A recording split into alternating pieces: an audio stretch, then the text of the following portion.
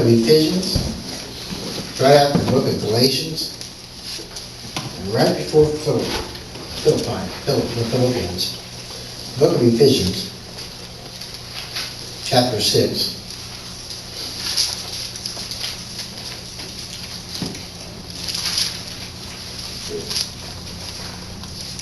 You know, I think something that we need to keep remembering as believers in Christ Jesus is that we are under blessings from our Lord, but we're also under attack by the enemy. And this is a daily thing. This is not just God doesn't just quit blessing you and then every once in a while remembers, oh, I remember Paul. I think I'll send him a blessing. God doesn't work that way. And neither does Satan. He doesn't just say to himself, well, I remember Paul, maybe I'll just poke him a little more. Or I remember Goldie, I'll just send a little demon over there today to give her a rough time. Or Tracy, I remember him, I'll leave him alone today because he's doing such a terrible job of trying to get things going, but I'll get it going. I don't mean that in a bad way. And when I say terrible, because I'm trying to get at is that I'm trying to get myself out of the hole now. One of the huge different, Tracy, than the rest of everybody else. And doggone it, what I'm trying to say is that the devil will use you and he'll go after you and he'll go in and try to get everything you got. And Tracy's doing such a great job for our church right now, trying to get this building going and stuff like that. He's going above and beyond. You're probably going to be the next person that's going to be under attack. And be ready for it. Because that will happen. And it won't be by us. It'll be by spirits. It'll be by evil demons. It'll be by things that will come at you and try to tear your family up, try to cause problems between you and Barbara and between you and your daughter and grandchildren and stuff like that, just so your mind will stay off the church business. That's what he'll do. And that's what he's trying to do with most of us in here and everyone else. Let me read this for you. Out of Ephesians chapter 6, verse 10. Paul the Apostle telling the church at Ephesus, he's saying, finally, chapter 6, verse 10. Finally, my brethren, he's talking to believers again, be strong in the Lord. Be strong in who? The Lord. Goldie, you're right. You trust in the Lord. You don't put your trust in man. It's in the Lord. Be strong in Him. Because if you're going to go to battle against anything, or if you're going to say, I've had it. Have you ever done that? I've had it. I'm not doing this anymore. Or I'm just, this is the straw that broke the camel's back. I'm just not going to do it anymore. And I don't mean in a way that is unscriptural. I mean in a way that you're saying, I've had it. Things are just not going right because I'm messing it up. Did you ever get that way? I mean, sometimes we try to do stuff, to try to fix things, and all we do is actually make it worse. And when we need to just get on our knees and start praying and say, Lord, get me out of the way. Get me out of the picture. So be strong in the Lord and in the power of His might. Whenever Jesus came before somebody that was oppressed with a demon or possessed with a demon, He always was the strong anchor. He always was the one that would be unmovable. Christ was. Everything else had to move around Him. He would always stand His ground. Whenever He did anything, He always stood His ground. He never flinched. He never showed fear in the eyes of the enemy. He never did that. He tells us to put on the whole armor of God. Because we are human, because our bodies are not perfect yet, we're supplied some armor. We are supplied an outfit to wear. I watched something the other day on television, and there was this man I think it was on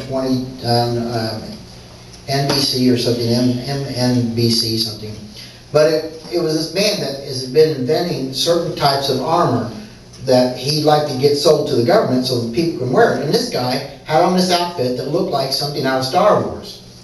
But it was fireproof, it was bulletproof, it was knife-proof, it was shock-proof. If a bomb went off, the blast from just the, what do they call it, the percussion of it, concussion of it, that it was all that kind of stuff. But he just hasn't been able yet to show it and get it to, he's been showing it, but somebody to pick it up. But he even had one thing on the arm that has anybody ever seen the movie? I know maybe some of you don't watch movies like this, but I still kind of like kill 'em up, shoot 'em movies, like that. I know some of you probably say, oh, Pastor Paul, what kind of a pastor are you? You watch kill 'em up, shoot 'em movies? Well, Gunsmoke, that was a kill 'em up, shoot 'em movie, wasn't it? Didn't they line up? Didn't they do a duel and they died? I mean, kill 'em up, shoot 'em. Okay. That's the low end, but then you got the higher end. Well, in Predator, this animal, this thing, whatever, had a deal on his arm that he could press these buttons and he could blow up, be like an atomic bomb, be like the ultimate insurgent in Iraq or something like that. But this guy made it where he pressed his button, you could say your last words. I thought that was pretty neat. Tell my wife I love her, tell my kids, and he said all this stuff. Then he pressed it again and repeat it back. So if someone found his body, they could give that to his wife like that. And there's some other things. Had some salt tablets in case they sweated all their salt away and stuff like that. And some morphine, a morphine pump. They could hit a button and shoot morphine into the body to keep them out in shock and stuff like that if they did get wounded or hurt or something. So all this different stuff. So this man was thinking about how to protect his body. Well, God's given us stuff to protect ours. And it's not just our physical body. Because I'll tell you what, if we would get in a fight, if we would get into a physical fight with a demon, we would lose. We don't have the strength in ourselves. We don't have the physical makeup to fight a demon. We just don't. We can't fight something that we can't see. We can't fight something that can move from one spot to another spot in the blink of an eye. We just can't do that. So God has given us the tools to fight against it and to protect us. And the armor that He's given us is stuff that we have to put on. The Bible tells us to put on. That's very essential. If you don't put these things on, how can you fight back? How can you? You just can't. You can't. It's got to put on the whole armor. He wants you to put on every aspect of it. If you put everything on but the chin guards, guess what? That's where the enemy's going to find your weaknesses in your shins. Not your chin, but your shins. If you don't put on your armor for the helmet, your vulnerability will be your head. So God says to put on the whole armor of God, that ye may be able to stand against the wiles of the devil. Now, he comes at you in different ways and different degrees and things like that. Paul says, for we wrestle not against flesh and blood. Now, why would he say we wrestle? Anybody got an answer to that? Because that's what we do. We wrestle. Anybody ever say, I'm wrestling with an idea? Anybody ever heard that before? Yeah. I'm wrestling with an idea. Just haven't got it quite where I want it yet. Like that. Well, that's what we do. We wrestle. That means it's personal. I used to be a wrestler. Does that surprise you? I wasn't one of them midget wrestlers, but I used to be a wrestler. Now, there was a time back in the 60s when Dick the Bruiser was a big wrestler, a big guy in Indianapolis, that there were some people that came down and asked my mom and dad if Mike and I could be some of the midget wrestlers. That did happen, and that was a fact. But we didn't agree to it. Mom and Dad just laughed it off and all that kind of stuff. And somebody was trying to use us because of our height and stuff. And we were pretty physically apt to do the things we needed to do if we were going to wrestle. But I was a wrestler one time. And when you wrestle, you don't wrestle against the crowd.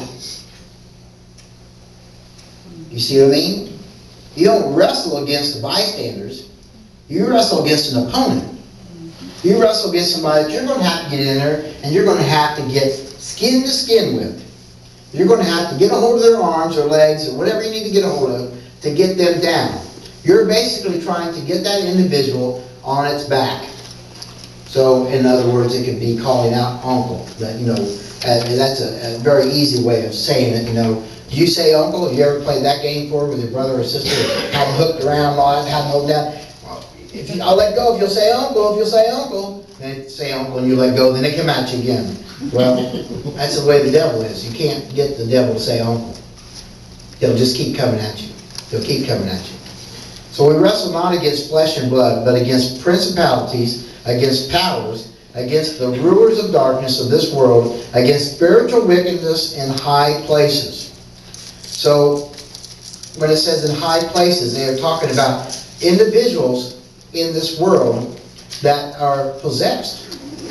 They've actually given their life and their heart over to Satan, and demons actually can possess that body anytime they want. Their decisions are made by demonic reasoning instead of by spiritual reasoning, by the Lord's reasoning. That's why sometimes people just can't get things to work or can't get things to go for them if they're dealing with certain individuals, because that individual's mind isn't even in the same mindset as a human being on earth.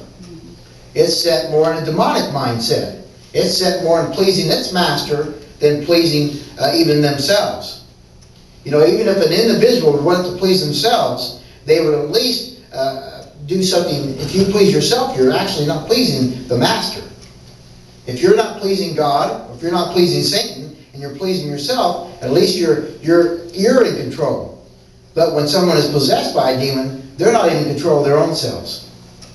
So when you fight against somebody like that, you may not understand who it is you're fighting against, but you need to have on the whole armor. There was one time I went to make a visit with a person, and his wife was just going almost, I would say, nuts. You know, if I didn't look at it in a different way, I'd say, well, she was psychotic.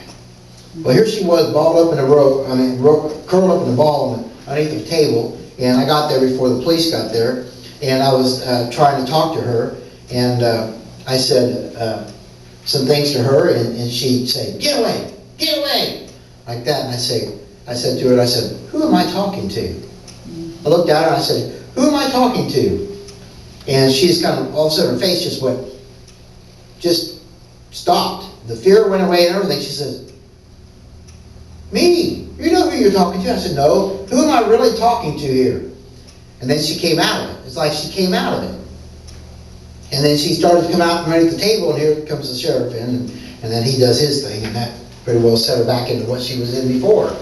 You know, the fear, the aspect that somebody had to break her thought, her train of thought, and get her into thinking about herself instead of what else was controlling her. And we talked a little later on and found out that while she was young, she was molested and things like that. But the problem was that this individual, her life wasn't turned over to the Lord. She was given into other influences in her life.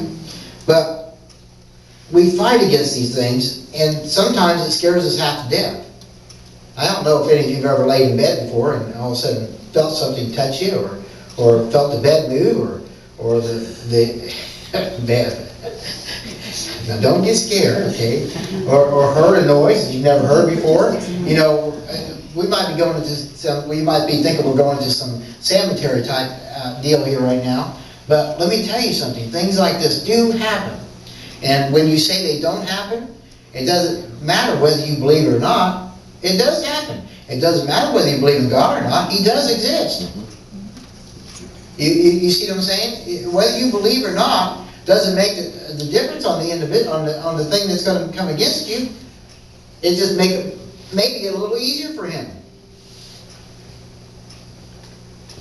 Verse 13. Wherefore take unto you the whole armor of God, that ye may be able to withstand in the evil day, and having done all, to stand.